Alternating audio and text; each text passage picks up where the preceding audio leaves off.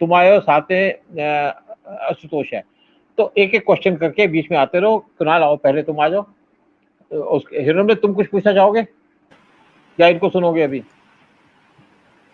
अभी मैं उनका क्वेश्चन सुनना चाहूंगा। सर एक इनको सेकंड सुन लो पहले। सर, थोड़ी डिस्टर्ब करने हाँ के लिए सॉरी सर, मेरा बैटरी हाँ लो हो गया है। बोलो। ये क्वेश्चन था मेरा थोड़ा हाँ पूछो पूछो, कहने दो, पूछो। जी सर। सर हम लोग चाइना को काउंटर करने के लिए चाइना का जहाँ पे दुखती रखते, जैसे हो गया तिब्बत का काउंसलेट हमारे यहाँ पे खोल सकते हैं, नहीं बलूचिस्तान का काउंसलेट और ताइवान का देखो, काउंसलेट हमारे यहाँ हुए भी नहीं।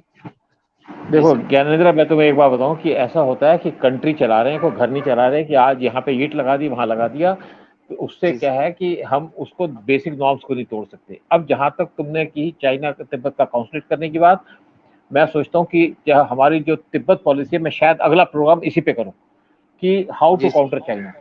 तिब्बत के ऊपर हम चाइना को काउंटर कर सकते हैं, लेकिन क्या है कि तिब्बत के अंदर हमने बहुत भारी गलतियां की हुई हैं।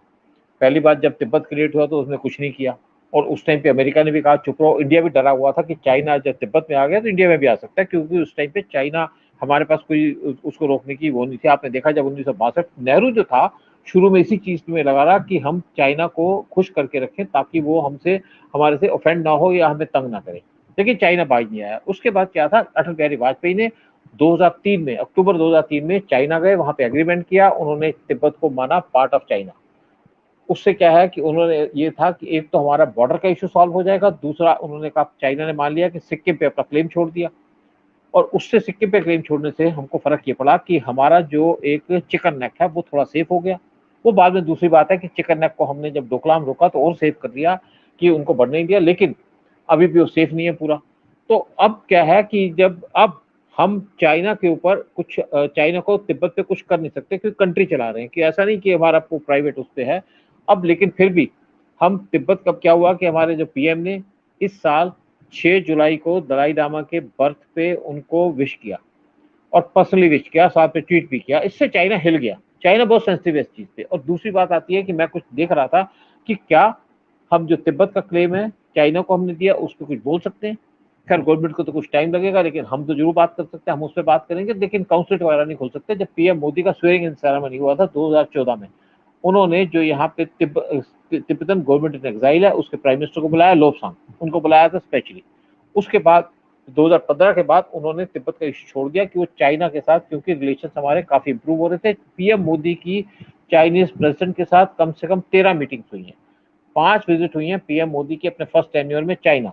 एक बार वुहान गए स्पेशल उनके साथ समिट करने के लिए, जब चाइना पे यूएस ने ट्रेड बैन लगा दिया था। तो बेसिक क्या था कि इसको चाह रहे थे कि हमारा रिलेशन ठीक हो तो हम आगे ठीक करें, लेकिन चाइना ने जब अब गलवान पे किया तो मोदी ने छोड़ा नहीं। रिलेशन इंप्रूव करना और बात होती है, लेकिन अपनी जो डिफेंसेस को छोड़ना वो अलग बात होती है, जो पीएम मोदी ने नहीं छोड़ी।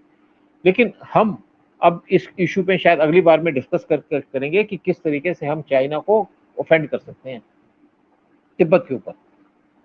और ये जरूर है कि जब पीएम मोदी का यहाँ पे स्वेरिंग इन सेरेमनी हो 2014 में, तो पीएम मोदी ने जो ताइवान का जो स्टेट रिप्रेजेंटेटिव है उसको बुलाया, बाकी डिप्लोमेट्स के साथ बिठाते हुए। चाइना ने ऑब्जेक्शन भी किया, लेकिन पीएम मोदी ने नहीं सुनी, वो अपना काम किया। अब लेकिन पीएम मोदी के ट्वीट के बाद काफी क्लियर हो गया कि अब जो तिब्बत पॉलिसी है थोड़ी सी उसको इंडिया हिला रहा है, तिब्बत को हिलाने, और तिब्बत हिलाने से चाइना बहुत ज्यादा डिस्टर्ब होगा। तो इसके बारे में तो बाकी बात मैं तो बेसिक बता दी, इसके बारे में बाद में बात करेंगे। लेकिन कुणाल तब आओ, तब तक कुछ पूछना चाह रहे हो, बट बीच बीच में थोड़ा टाइम देना, क्योंकि मैं आशुतोष से बात करूंगा, फिर सचिन भी आया है तो उनको भी टाइम दूंगा, देन कीप ऑन रोटेटिंग। हाँ सर, फिर मेरा आवाज आ रहा है? आ रहा है, तुम आवाज तुम्हारी बहुत जोर आती है। सर, मेरे 3-4 क्वेश्चन ही हैं आज, पर थोड़े बड़े बड़े हैं, तो कृपया करके मुझे कहीं पे टाइम देना। तो सर, पहला क्वेश्चन ये है कि ये जो अफगानिस्तान में अभी की सिचुएशन है, करंट सिचुएशन, उसका रिस्पॉन्सिबल कौन है? यूएसएसआर, अमेरिका, देखिए पाकिस्तान, कौन? देखिए, रिस्पॉन्सिबल तो देखा जाए सारे मिलके हैं, और जो भी सिचुएशन है अफगानिस्तान की उसके अंदर एक यूएस का बड़ा इंपॉर्टेंट रोल है। क्योंकि जब यूएस ने यहाँ पे लड़ाई शुरू की थी, यूएस ने रशिया को डिस्टर्ब करने के लिए अफगानिस्तान को यूज किया। उस टाइम पे जब यहाँ पे चल रहा था तो यूएस ने इनको कहा, उनके प्रेसिडेंट ने ये कहा, कि जो ये मुजाहिदीन है जो लड़ रहे हैं, तालिबान है, उनको कहा फ्रीडम फाइटर्स। इररिस्पॉन्सिबल स्टेटमेंट, और जिस तरीके से यूएस यहाँ से निकला है, एक बहुत इररिस्पॉन्सिबल उसका एक एटीट्यूड रहा है। जहां तक पाकिस्तान की बात करें, पाकिस्तान का तो शुरू से रहा है कि एक पूरे वर्ल्ड को डिस्टर्ब करना। उसने अफगानिस्तान के अंदर टेररिज्म लेके आता है, इंडिया के अंदर टेररिज्म लेके आता है। पाकिस्तान इसी चीज में टोटली आप भी अपनी एक आइडेंटिटी खोने की कगार पे पहुंच गया। यहाँ पे एक टेररिज्म करता है इंडिया के अंदर, अफगानिस्तान के अंदर, और उसके साथ पाकिस्तान अपने ही कंट्री के अंदर टेररिज्म करता है, चाहे सिंध में हो, चाहे बलूचिस्तान में हो, चाहे फाटा में हो, इस टाइम पे पीओके में भी। तो रिस्पॉन्सिबिलिटी के हिसाब से माने तो सबसे बड़ा जो यहाँ पे प्लेयर है खराब करने वाला वो है यूएस।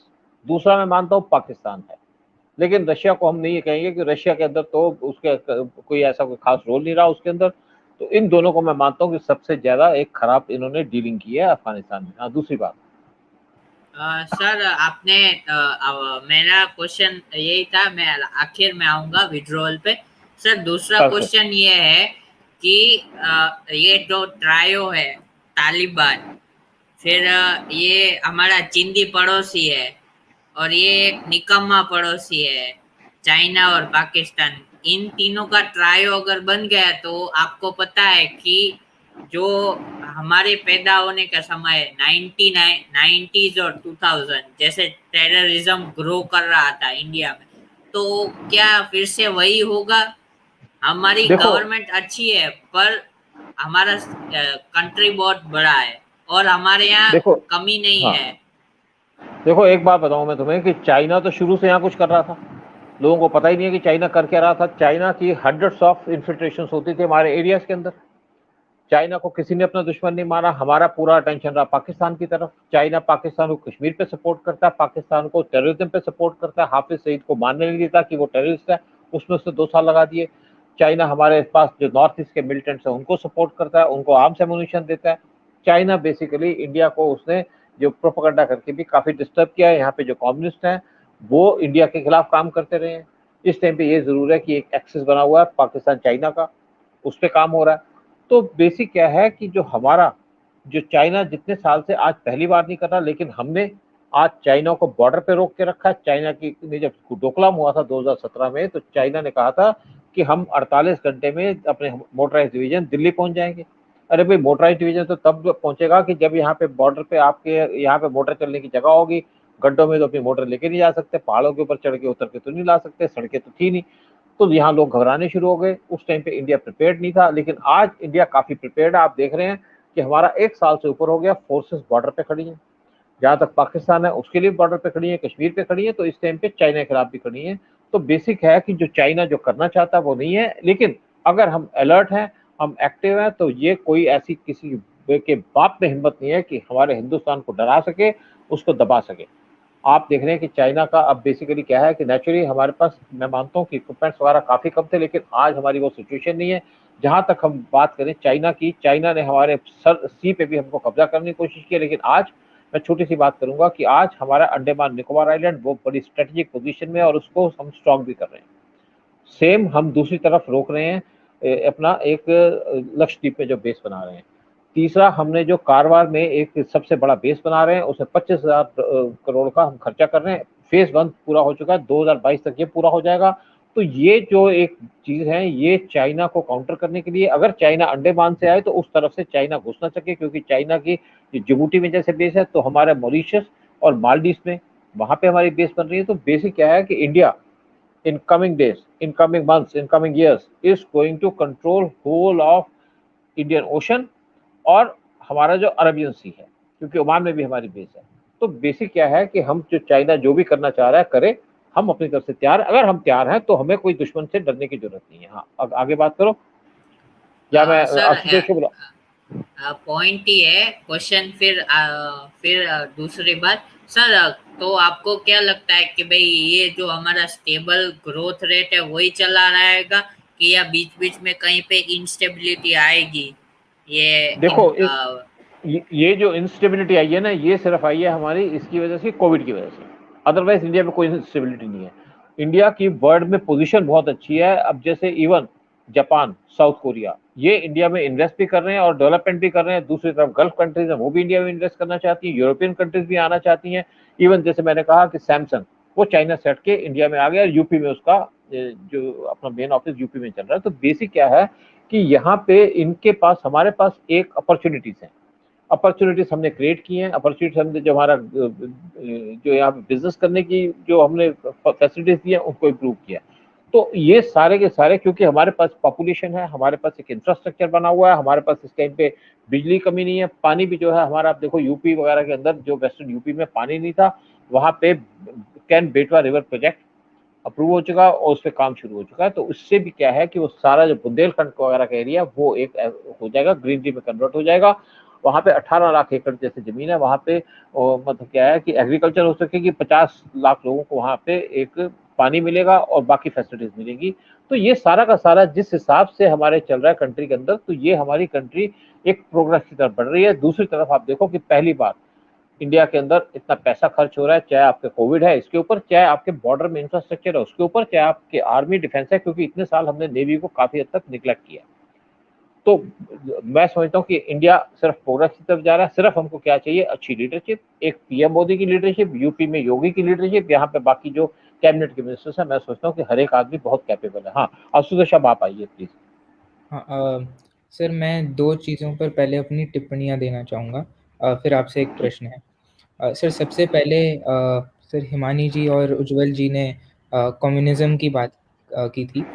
सर ये मेरा एक दृष्टिकोण है, हालांकि मैं कम्युनिज्म का विरोधी हूँ इस विचारधारा का, लेकिन ये मेरा एक दृष्टिकोण है कि कम्युनिज्म को आज के लिबरलिज्म या वोकिज्म से अलग करके देखना चाहिए, क्योंकि आइडियोलॉजिकली कम्युनिज्म सोशलिज्म और मार्क्सिज्म और इन चीज़ों के अंदर आता है, और इनका मतलब sir it talks about equitable distribution और वर्कर्स को लीड करना चाहिए एंड एक्सेट्रा।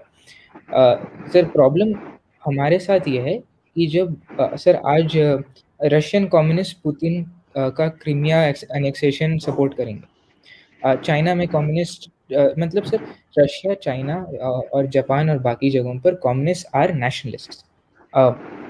हालांकि उनके सर मतलब इन आइडियोलॉजीज की जन्मभूमि भी वही रही है, एक लेकिन और ऐड कर लो, वो है क्यूबा।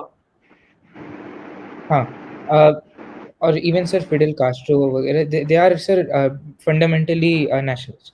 लेकिन हमारे यहाँ जैसे जो हो रहा है सर, जैसे defunding the police for example, America में जिसकी बात की थी उन्होंने, सर ये कम्युनिज्म के अंदर आते नहीं। Communist ideology is about control, not about defunding the police. तो सर मुझे लगता है कि इसको अलग करके देखना चाहिए। ये एक अलग विचारधारा, एक अलग स्ट्रीम है सर, जो हर चीज़ का विरोध करेगी अब खुद सर पावर में आने की। तो ये एक बात है सर। दूसरा, उन्होंने रशिया के बारे में बोला था कि रशिया यूएस को टेक ऑन नहीं कर पा रहा है। मुझे लगता है सर रशिया का वो ऑब्जेक्टिव है भी नहीं।